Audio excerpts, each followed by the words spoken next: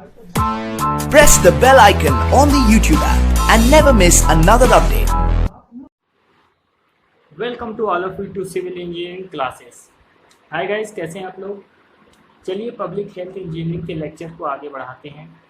हम लोग इससे पहले अर्थमेटिक इंक्रीज मेथड और ज्योमेट्रिकल इंक्रीज मेथड पढ़ लिए थे और आज हम चालू करेंगे incremental increase method. Incremental increase method चालू करने से पहले मैं थोड़ा सा पीछे का कुछ चीज़ जो छूट गई है वो बता देता हूँ, फिर चालू करेंगे। तो देखिए, मैं जो आप लोगों को पढ़ाया था,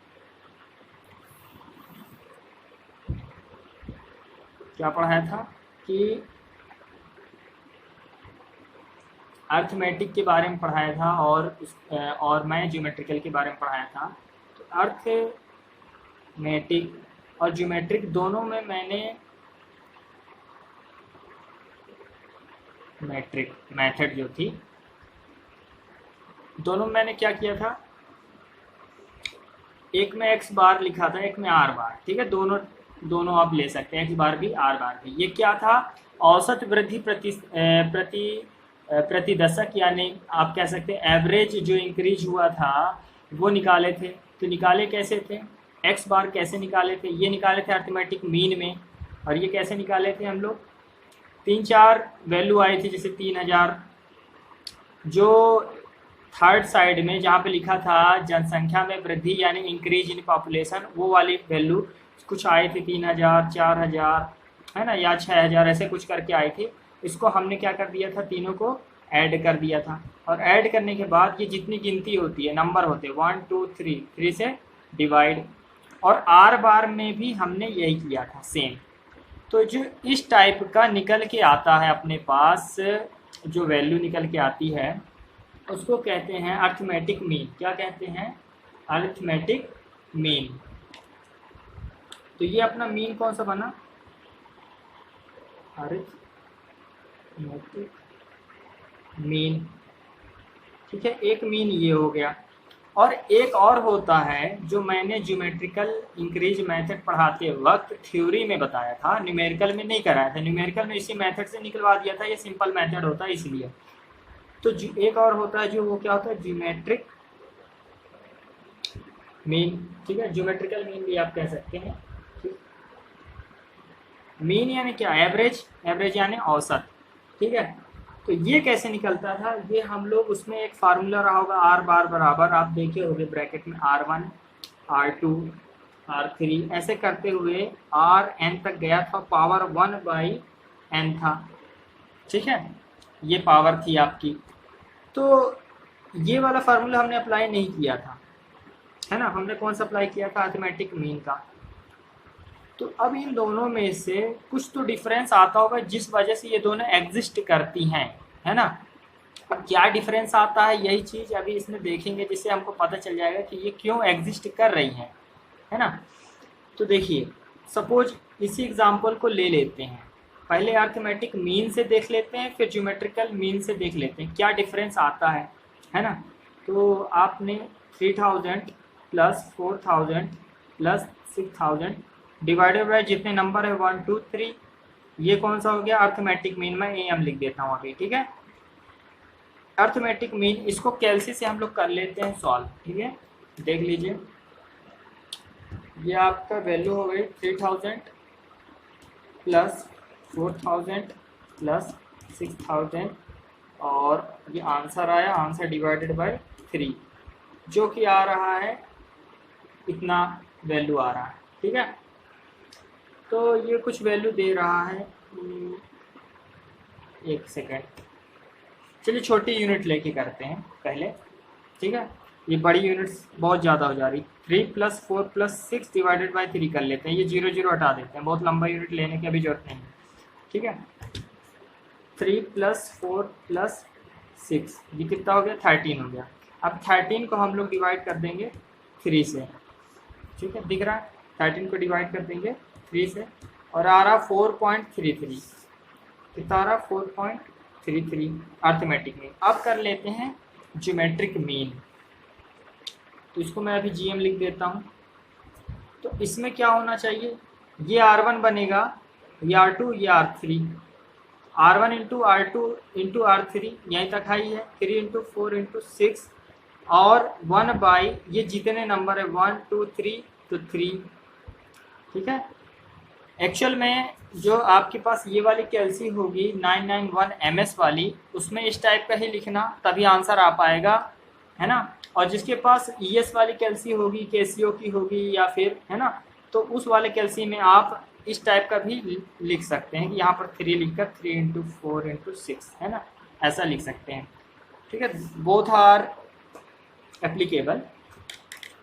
तो किसी भी तरीके से लिखिए, तो मैं इस तरीके से लिख रहा हूँ ताकि आपको समझ में आ जाए। 3 इंटू 4 इंटू 6 और पावर ऐसे चढ़ाइएगा कैप वाले से, और ये हो जाएगा 1 डिवाइडेड बाई 3 और ये आंसर आपका दे रहा 4.16, कितना दे रहा 4.16। आप कंपेयर कर सकते हैं, ये है 4.33 और ये है 4.16। तो क्या पता चला 4.16 और 4.33 में पता ये चला जो अर्थमेटिक मीन की वैल्यू आती है हमेशा ज़्यादा होती है किससे, ज्योमेट्रिक मीन से, ठीक है। तो लिख लेते हैं क्या होती है, arithmetic mean is always greater than geometric mean, ठीक है।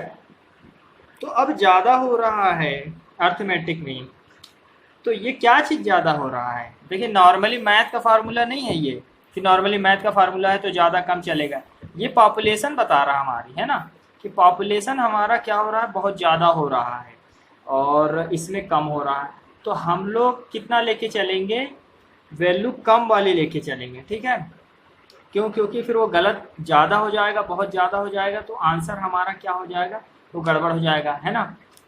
तो यानी पॉपुलेशन गलत बता रहा है, ठीक है, बहुत ज़्यादा बता रहा है करीबन, है ना। इस वजह से हम लोग कम वाले को लेके चलते हैं। तो हम लोग का मतलब ये है कि इसको गवर्नमेंट ऑफ इंडिया, है ना, गवर्नमेंट ऑफ इंडिया इसको क्या करती है, बोलती है कि इसी को आप लें, है ना, इसी को क्या करती है, अलाउ करती है, अलाउ, है ना, अलाउ दिस। तो ये वाला मैं फार्मूला लगा के चलेंगे, ठीक है। तो अगर आप कॉम्पिटिटिव एग्ज़ाम की तैयारी कर रहे हैं तो आपके लिए बहुत इंपॉर्टेंट चीज़ है, ठीक है। वहाँ पर आप ज्योमेट्रिक मीन का ही इस्तेमाल करें तो ज़्यादा बेटर होगा। लेकिन क्या होता है कि अप्रॉक्स वैल्यू लाने के लिए आप ऑब्जेक्टिव में अर्थमेटिक मीन जल्दी से कर सकते हैं, ठीक है। बाय हैंड करना पड़ता है, कैलसी नहीं मिलती है। गेट के एग्जाम में कैलसी प्रोवाइडेड रहती है, वर्चुअल कैलसी, ठीक है।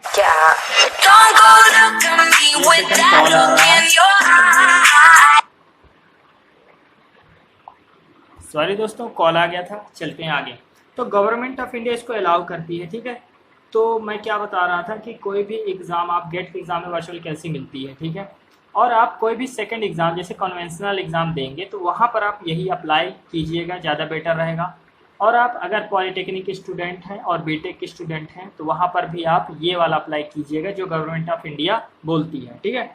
यानी कहने का मकसद ये है कि ये वाले में ये वाला अप्लीकेबल है, अच्छा, ठीक है, ये अप्लाई कीजिएगा। तो इस जहाँ पे R बार आप निकाल रहे थे वहाँ पर ये ध्यान दीजिएगा, कहाँ पे निकाल रहे थे मैं थोड़ा सा आपको झलक दिखा देता हूँ, हम लोग पिछले लेक्चरों में पढ़े हैं। तो देखिए हम लोग ये क्वेश्चन पढ़े हुए हैं, इस क्वेश्चन में हम लोगों को क्या क्या चीज़ें दिख रही हैं, year population, increase in population और परसेंटेज इंक्रीज इन पॉपुलेशन। तो ये जो परसेंटेज इंक्रीज इन पॉपुलेशन की परसेंटेज आई थी, ये उसका क्या निकल गया था, टोटल जोड़ दिए थे, है ना। जोड़ने के बाद हम लोग क्या किए थे, यहाँ पर ये फार्मूला लगाए थे R बार का, और जोड़ने के बाद वो जितने नंबर थे भाई 1 2 3 4 से डिवाइड कर दिए थे, यही अर्थमेटिक मीन था। ये क्या था, अर्थमेटिक मीन था। इसी को आप किससे करिएगा, ज्योमेट्रिक मीन से करिएगा तो ज़्यादा बेटर रहेगा। मैं दोनों बता दिया हूँ, ठीक है। तो ये चीज़ है अपने पास, है ना। अब आते हैं हम लोग आज का जो मेन पर्पस है हमारे इंक्रीमेंटल इंक्रीज मेथड, उस पर बात करते हैं, ठीक है।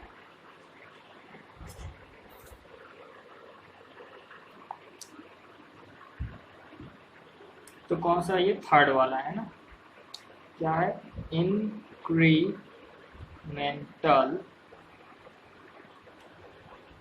इंक्रीज मेथड, ये है क्या चीज़? इंक्रीमेंटल इंक्रीज मेथड क्या चीज़ है, कौन सी बला है, इसको जान लेते हैं। तो जो हम लोग अर्थमेटिक इंक्रीज मेथड किए थे और ज्योमेट्रिक इंक्रीज मेथड किए थे, ये दोनों को आप कंबाइन कर दीजिए, यानी दोनों का ये क्या है, ये कह सकते हैं कि मॉडिफिकेशन समझ लीजिए, है ना। तो दोनों को कंबाइन करने पे जो रिजल्ट आ रहा है वो इंक्रीमेंटल इंक्रीज मेथड के अंदर आ जाएगा। अब इसमें अर्थमेटिक से थोड़ा सा आगे बढ़ के यानी एक्सटेंशन करने के बाद जो वैल्यू आ रही है वो क्या चीज़ है, तो यही है। तो थोड़ा सा लिख लेते हैं थ्योरी क्या चीज़ है ना, काम आएगी आपकी। तो क्या बताया इसमें, this is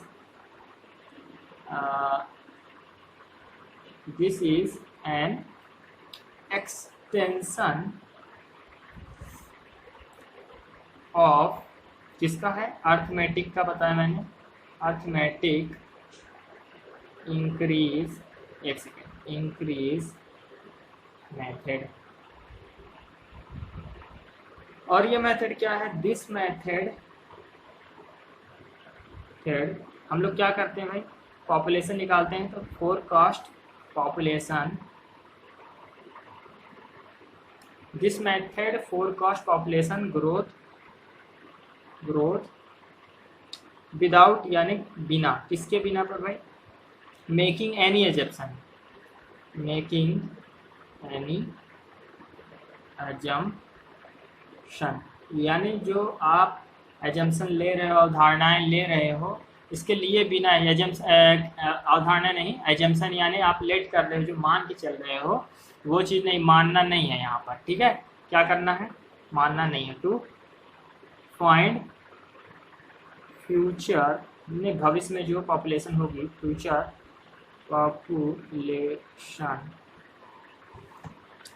population average of incremental, या इंक्रीमेंट्स कह सकते हैं, ठीक है, over increases are worked out, ठीक है। तो ये थोड़ा सा थ्योरी था, आप समझ गए होंगे आई होप। अब थोड़ा सा इसका बेसिक पे चलेंगे, फंडामेंटल, और बेसिक के बाद हम लोग क्या करेंगे, इसका क्वेश्चन लगाएंगे। चलिए,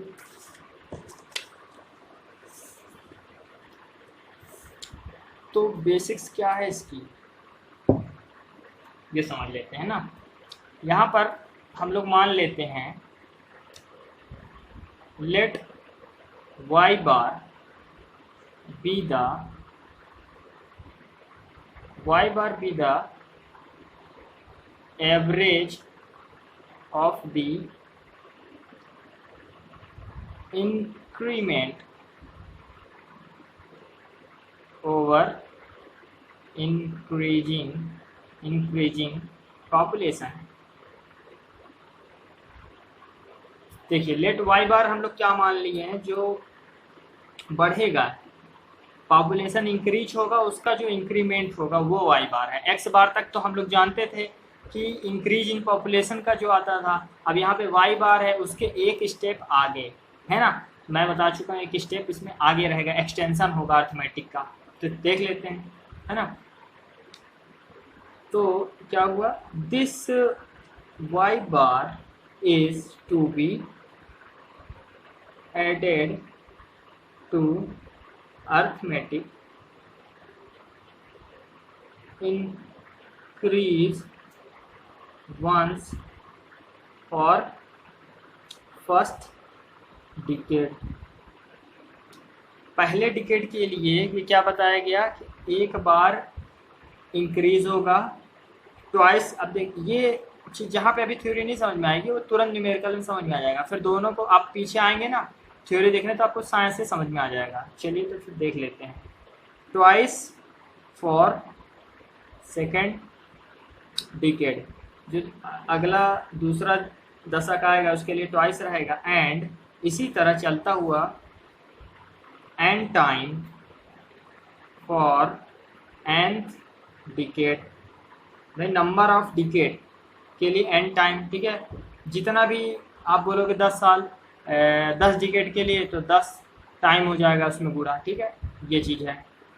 to arrive at future population, ठीक है। तो क्या पता चला, ये अब यहाँ पता चलेगा जब मैं लिखूंगा पॉपुलेशन आफ्टर, कौन सा देखेंगे सबसे पहले, फर्स्ट डिकेड के लिए, पॉपुलेशन आफ्टर 1 डिकेड यानी फर्स्ट डिकेड। तो P1 बराबर क्या होगा, यहाँ पर होगा P नॉट। P नॉट क्या चीज़ है भाई, वो लेटेस्ट जो अभी अभी हम लोग करंट कोई सा भी डेटा होगा पॉपुलेशन का, सेंसस जो किए होंगे, जो गवर्नमेंट सेंसस करती है, जनगणना करती है, उसका लेटेस्ट डेटा, यानी अभी जैसे हमारे यहाँ 2011 में हुआ था और 2020 में होने वाला है। तो उसी तरह आप जिस जगह रहते हो, जिस भी कंट्री की हो, जहाँ पर आपका सेंसस जो हुआ होगा उस साल का सेंसस का रिपोर्ट लास्ट वाला यहाँ पर रहेगा, ठीक है। फिर उसके बाद क्या करेंगे, प्लस 1x बार, मैंने बोला 1 डिकेड के लिए 1x बार प्लस 1y बार। ये x बार क्या है, ये पुराना वाला जो इंक्रीज मेथड अर्थमेटिक तक पढ़ते थे, और यहाँ y बार क्या है जो अभी एक्सटेंशन हुआ है इसमें, है ना, यही चीज़ इसमें नया है, ठीक है। अब उसी तरह इसको लिख सकते हैं P नॉट प्लस 1x बार तक तो ठीक है। ये 1y बार को अच्छे से डिफाइन करके लिखना चाहें तो ऐसा लिख सकते हैं 1 प्लस 1 डिवाइडेड बाई 2y बार, ठीक है। ये क्यों किया गया है, क्योंकि यहाँ पे जो है ना ये वैल्यू ऐसे डायरेक्ट रखने पर वो आंसर गड़बड़ देगा, और ऐसा रखने पर देखिए अभी 1 हो जा रहा है, कैसे हो रहा है, 1 और 1 2 और 2 1 जा 2 2 बाई 2 1 हो रहा है ना। लेकिन अगर यही 2 डिकेड के लिए 3 डिकेड के लिए देखेंगे, एक सेकेंड इसको आगे करता हूँ मैं, तो वो देखिए क्या चेंजेस आते हैं। तो हम लोग अभी P2 निकाल लेते हैं, सपोज P1 तक का देख लिए, तो P2 के लिए क्या रहेगा यहाँ पे P1 प्लस 1x बार प्लस 2y बार। तो हमारे पास P1 मान लो, ऐसा हम नहीं कर रहे हैं, हम डायरेक्ट P नॉट से करना चाहें तो क्या होगा, तो P नॉट प्लस, अब यहाँ पर 1x बार नहीं होगा, 1x बार पहले था, 1x बार ये हो गया तो 2x बार हो जाएगा, क्योंकि नंबर P2 पे निकालना है और यहाँ पे नॉट है, तो कितना छलांग, 2 छलांग, तो 2 जोड़ दो, ठीक है, 2 का गुणा कर दो, इट मीन्स, ठीक है। प्लस अब ये 2, ये वाले के लिए देखो क्या करना है, 2 बाहर, फिर 2 प्लस 1 डिवाइडेड बाई 2y बार। ये क्या फार्मूला बना रहा है, ध्यान से देखेंगे तो वह नंबर, ये वह नंबर बना रहा है जिस नंबर तक के लिए हमको निकालना है, मतलब वह जिस दशक के लिए हमको निकालना है। जैसे 2 दशक के लिए निकालना है, 2 डिकेड्स के लिए निकालना है, तो 2 यहाँ पे 2 यहाँ पर, ठीक है। तो इट्स मीन्स ये कह सकते हैं कि ये n है, ये क्या है, n है, और यहाँ पे भी n है और यहाँ पे भी n है, यानी n नंबर n टाइम पे गुणा हो जाएगा। तो इसका मेन फार्मूला क्या बनेगा, ये आप याद रखिए, जनरल कैसे आया है एनालिसिस, है ना, जिसके थ्रू हमारे पास मेन फार्मूला डिराइव हो रहा है। तो देखिए जो मेन फार्मूला बन रहा है वो क्या बन रहा है, पॉपुलेशन आफ्टर n डिकेड, ठीक है। तो n डिकेड के लिए देखेंगे तो Pn बराबर ये n हो जाएगा, ये P नॉट परमानेंट मेंबर है, क्योंकि हमको अभी लेटेस्ट वाला ही पता है, 1 2 3 4 हमसे कोई मतलब नहीं है, अभी P नॉट रहेगा। nx बार यानी जिस साल के लिए आप निकाल रहे हो, जिस दशक के लिए निकाल रहे हो, सॉरी साल नहीं दशक, यानी 1 दशक 2 दशक 3 दशक 4 दशक 10 दशक 100 दशक, कितना भी निकालना चाहो निकालो। लेकिन हम लोग जनरली लेते कितना, 30 से 40 साल तक के लिए लेते हैं, यानी 3 से 4 दशक के लिए ही लेते हैं, ठीक है। तो n वहाँ पर पुट कर देंगे, 3 या 4 जो भी है, तो n हो गया। फिर यहाँ पे प्लस का साइन, तो n और n प्लस 1 डिवाइडेड बाई 2 और ये y बार। तो हमारा मेन फार्मूला डिराइव हुआ जो है वो ये है। आप लोगों को इंक्रीमेंटल इंक्रीज मेथड में ये फार्मूला रट लेना है। ये फार्मूला क्या करना है, लर्न कर लीजिए, ठीक है, लर्न कर लीजिए। ये क्या है, बहुत इंपॉर्टेंट है, ठीक है। अब समझिए, इंक्रीमेंटल, इंक्रीज, अर्थमेटिक और ज्योमेट्रिक, ये तीनों हर जगह बहुत ही इम्पॉर्टेंट है। इसके बाद बाकी जितने फार्मूले हैं, जितने मेथड हैं, वो गेट और ईएससी और पीएससी के लिए, या फिर इससे हायर इसके लेवल के जो एग्ज़ाम हैं, यानी हायर एग्ज़ाम जो कहलाते हैं, हाँ, सिविल सर्विसेज वगैरह के लिए जो एग्ज़ाम है उसमें काम आएंगे बाकी फार्मूले। और पॉलिटेक्निक, बीटेक और छोटे मोटे exam SSC JE, RRB JE, है ना, ये सारे एग्ज़ाम में ये ज़्यादा काम नहीं आते, तो इसको इसमें नहीं रखेंगे हम लोग। उस चीज़ को मैं अलग से जब गेट का तैयारी के लिए लेक्चर बनवाऊँगा या बनाऊँगा, तो उसमें क्या करेंगे, उसको पढ़ लेंगे, ठीक है। अगर किसी को पढ़ना है अभी तुरंत कि नहीं सर इसी में बता दीजिए, तो आप कमेंट कर दीजिएगा, मैं वीडियो बना दूंगा इसका सेपरेट वीडियो, नहीं तो फिर मैं उसी में पढ़ाऊँगा, ठीक है, गेट वाले लेक्चर में। चलिए, तो ये फार्मूला डिराइव हुआ। अब हम लोग क्वेश्चन ले लेते हैं, है ना, क्वेश्चन लिख लेते हैं और क्वेश्चन लिखने के बाद उसको सॉल्व करते हैं, ठीक है। तो मैं क्वेश्चन लिखने जा रहा हूँ, पहले मैं लिख लूँगा, फिर उसके बाद आपको दिखा देता हूँ।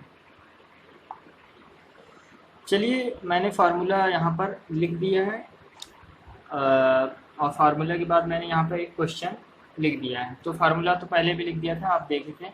और यहाँ पे मैंने जो क्वेश्चन लिखा है, क्वेश्चन में क्या है, ईयर दिख रहा है आपको, पॉपुलेशन दिख रहा है, ठीक है, यहीं तक ही क्वेश्चन आता है। उसके बाद ये जो है हमारा सोल्यूशन का टेबल रहेगा। इस क्वेश्चन में क्या कह रहा है कि हमारे पास जो डेटा दिया हुआ है पुराना 1940 से लेकर 1980 तक का, उसमें पॉपुलेशन दी हुई है, ठीक है। इस पॉपुलेशन में देखिए लास्ट वाला आपका पी नॉट बनेगा, क्या बनेगा, पी नॉट बनेगा। इसमें इंक्रीज कितना हुआ है पॉपुलेशन, तो करते क्या हैं, इनमें से इनमें ये वाले से इसमें घटाते हैं, ठीक है, तो सब्ट्रैक्ट कर देते हैं। तो आप भी क्या करिए, इस वाले से इसको घटाइए, तो इसमें घटाने पर कैलसी से आ रहा है 230500। देन अब इससे ये घटाइए, तो ये आ रहा है 69800। अब इससे ये घटाइए, हमेशा याद रखिएगा नीचे वाले से ऊपर वाले को घटाएंगे, तब इसमें से इसको चेंज इन पॉपुलेशन भी कहते हैं, यानी डीपी, चेंज इन पॉपुलेशन, ठीक है। ये वाले को घटाने पर क्या हो रहा है, 88300, ठीक है। अब एक लास्ट बचा है जो मैंने कैलसी से घटा रखा है, ये आ जाएगा 56600, ठीक है। तो ये वैल्यू आपके पास देखने को मिलेगी कि कुछ ऐसा, यहाँ तक आप पुराना भी सॉल्व कर चुके हो, है ना, ठीक है। अब रही बात increment over increase in population, ये कैसे निकलेगा, ठीक है, ये आप ध्यान रखिए कि ये increment over increase in population कैसे निकलेगा। तो आप अब इसमें से इसको घटाना है, ठीक है, इसमें से इसको घटाना है, इसको पहले रखिए, इसको बाद में। अब सेम इसी तरह ये वाला प्रोसेस भी हो जाएगा। तो ये आ रहा है माइनस में वैल्यू -1607, ठीक है। फिर उसके बाद इसमें से ये घटाइए, ये आ रहा है आपका प्लस में 18500, ठीक है। अब उसके बाद ये वाली वैल्यू को आप क्या कर सकते हैं, घटा सकते हैं। ये आ रहा है आपका -31700 कैलसी से करने पर, ठीक है। तो ऐसे आपको करना है सारा चीज़, है ना। आई होप आप कर लेंगे, आप समझ गए हैं कैसे कैसे करना है। तो आप इसको अच्छे से नोट कर लीजिए या स्क्रीनशॉट ले लीजिए, फिर हम आगे बढ़ते हैं, ठीक है। तो आगे बढ़ते हैं। अब एक्स बार कैसे निकालते हैं, दो तरीका बताया, एक ज्योमेट्रिक इंक्रीज मेथड है, एक है अर्थमेटिक मीन। तो ज्योमेट्रिक मीन और अर्थमेटिक, तो अर्थमेटिक मीन से अगर सॉल्व किया जाए तो इन सबको जोड़ने के बाद 1 2 3 4 से डिवाइड कर देंगे। तो ऐसा करने पर हमारे पास वैल्यू आ रही है 1111300, ठीक है। और ज्योमेट्रिक इंक्रीज से भी आप कर सकते हैं, ज्योमेट्रिक मीन से भी आप कर सकते हैं, ठीक है। और वाई बार करने पर क्या आ रहा है, हमारे पास आ रहा है -57, एक सेकेंड कैल्शियम देख लेने दीजिए मुझे, आ रहा है 966.66, है ना। ये वैल्यू आ रही है। आप भी इसको कर लीजिएगा, ठीक है, एक बार क्रॉस चेक कर लीजिए। ठीक है, यहाँ तक कैलसी से सॉल्व करने पर जो आंसर आया है ये दोनों है, आप भी एक बार कैलसी से कर लीजिएगा। अब आगे बढ़ते हैं। इसका जो मेन फार्मूला है वो अप्लाई कर दीजिए। फार्मूला क्या था आप एक बार देख लीजिए, है ना, ये था फार्मूला। इसको हम अप्लाई कर रहे हैं तो ये क्या बनेगा, P N P naught plus N X bar plus N N plus 1 divided by 2 Y bar. ये फार्मूला है मेन, इसको आप अप्लाई कीजिएगा। अब यहाँ पर n की बात होती है, यानी किस दशक के लिए आपको क्वेश्चन में निकालने को बोला है। तो अभी इस क्वेश्चन में बोला है 20 साल, यानी 2 दशक, ठीक है, 2 डिकेड्स, आफ्टर 2 डिकेड्स, या कह सकते हो 20 साल। ठीक है, कभी कभी क्वेश्चन में 20 साल लिख के आ जाएगा साफ साफ, या 2 दशक लिख के आ जाएगा, कंफ्यूज नहीं होना। अगर 20 साल लिखा है तो 2 समझिए, यहाँ पर ये क्या हो जाएगा, P2 भी लिख सकते हैं, या उसमें जोड़ दीजिए।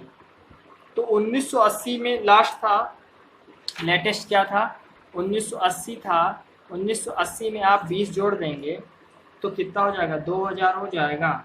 यानी आप कह सकते हो कि P जो N निकाल रहे हैं वो 2000 के लिए निकाल रहे हैं, ठीक है। तब यहाँ पर P नॉट कितना था वो रख लीजिए, वो था आपके पास 695200, 695200 प्लस n की वैल्यू कितनी थी, 2 थी, ठीक है। 2 का मतलब जो ये वाला आया 20 साल यानी 2 दशक यानी 2, ठीक है, ये चीज इनटू करेंगे x बार से। x बार कितना आया था 111300 प्लस, अब यहाँ पर 2, ये फार्मूला आपको दिख रहा होगा, n की जगह 2 रखते जाइए। अब y बार कितना आया था वो लिख लीजिए। तो y बार आया था हमारा माइनस में वैल्यू आई थी, ठीक है, तो मल्टीप्लाई में रख लीजिए -57966.66, ये वैल्यू आई थी आपकी, ठीक है। इसको आप लिख लिए हैं। अब इसको कैलसी से सॉल्व कर दीजिए। अगर बाय हैंड करना चाहें तो कोई दिक्कत नहीं है। तो P20000 7433900, ये आपका क्या हो रहा है, फाइनल आंसर। तो ये फाइनल आंसर हो रहा पॉपुलेशन के लिए। किसके लिए हो रहा, पॉपुलेशन निकालने के लिए, पॉपुलेशन फोरकास्टिंग के लिए, ठीक है। कभी कभी कह देता है पॉपुलेशन फोरकास्टिंग के साथ साथ इसमें जो वाटर रिक्वायरमेंट है वो भी निकालिए। सपोज इस क्वेश्चन में वाटर रिक्वायरमेंट के लिए कहा है कि वाटर रिक्वायरमेंट फॉर किसके लिए, फॉर, मैं अभी वाटर डिमांड नहीं पढ़ाया हूँ, मैं पढ़ा दूंगा, आपको समझ में अच्छे से आ जाएगा। अभी यहाँ पे बस मैं थोड़ा सा दिखा दे रहा हूँ, झलक डोमेस्टिक यूज। भाई डोमेस्टिक यूज समझ रहे हो, घर में खाना है तो खाना बनेगा तो पानी लगेगा, ठीक है। नहाना है, कपड़े धोना है, बर्तन धोना है, ये सारा काम जो भी कर रहे हो तो पानी का इस्तेमाल हो रहा है। भैया पोछा लगा रहे हो आप, है ना, तो ये सारा चीज़ जो कर रहे हो तो उसमें पानी का इस्तेमाल हो रहा है। तो जो पानी का इस्तेमाल हो रहा है तो ये हो जाएगा डोमेस्टिक पर्पज़ के लिए, ठीक है, यानी घरेलू काम के लिए। तो डोमेस्टिक पर्पज़ के लिए कितना रिकमेंड किया गया है वो देख लेंगे। तो आपका जो पॉपुलेशन दिया रहेगा तो इसमें टोटल वाटर रिक्वायरमेंट क्या आ जाएगा, टोटल वाटर रिक्वायरमेंट, ठीक है, पानी कितना ज़रूरत है। तो पॉपुलेशन जो दिया है वो लिख लीजिए, इतने पॉपुलेशन के लिए डोमेस्टिक यूज के लिए कितना बोला गया है। ये पढ़ाते वक्त वाटर डिमांड में मैं समझा दूंगा अच्छे से। अभी पॉपुलेशन फोरकास्टिंग कर रहे हैं तो बस देख लीजिए। 200 बोला गया है, 200 LPCD। व्हाट इज LPCD, ये क्या है, ये है लीटर पर कैपिटा डिमांड, ठीक है। मैं बोला ये वाटर डिमांड है ना, तो लीटर पर कैपिटा डिमांड यानी एक आदमी की डिमांड क्या है, तो इतने आदमी की डिमांड इतनी हो जाएगी। तो 148.78 mld, ठीक है, तो इसको कह सकते हो 149 mld, ये आपका आंसर हो जाएगा। मान लेते हैं पेपर में आपको रिक्वायरमेंट के लिए बोला रहा है डोमेस्टिक के लिए, तो ये है। और किसी के लिए बोला होगा तो यहाँ पे चेंज करेंगे और ये बस बदल देंगे, काम हो जाएगा। मैं बता दूंगा आगे वाटर डिमांड में ये किस किस के लिए कितना कितना होता है। अगर पॉपुलेशन फोरकास्टिंग सिर्फ बोला तो यहीं पर आंसर आपका फाइनल रहेगा, ठीक है।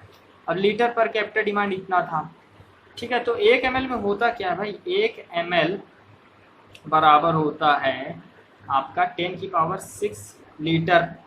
तो आपने ml यहाँ पर जो किया है ना, तो ml में किया है इसलिए ये चीज़ रहेगा। ठीक है, आई होप आपको अच्छे से समझ में आ गया होगा। कोई दिक्कत आ रही है, कोई परेशानी आ रही है तो बिना झिझके आप कमेंट कर दीजिए। ठीक है, और मुझसे संपर्क करने के लिए अपना व्हाट्सएप नंबर कमेंट में छोड़ सकते हैं, मुझसे कांटेक्ट कर सकते हैं। ठीक है, और अपना क्वेश्चन जो भी होगा उस व्हाट्सएप में आप पूछ सकते हैं। ठीक है, ग्रुप है, ग्रुप में ऐड हो जाएंगे आप अगर आप अपना व्हाट्सएप नंबर उसमें कमेंट में छोड़ते हैं तो। ठीक है, थैंक यू दोस्तों।